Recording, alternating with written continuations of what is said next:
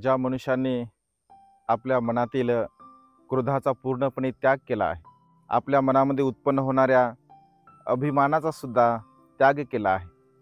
क्रोध आणि अभिमान या दोनही विकाराच्या बंधनामधून पूर्णपणे तो मुक्त झाला आहे.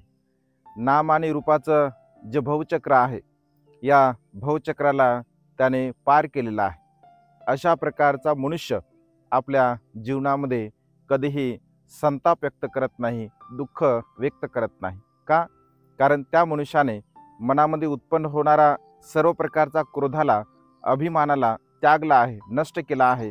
कारण मनुष्याच्या जीवनामध्ये क्रोध आणि अभिमानाचं जे बंधन आहे, या बंधनामुळे मनुष्य बांधून राहत असतो.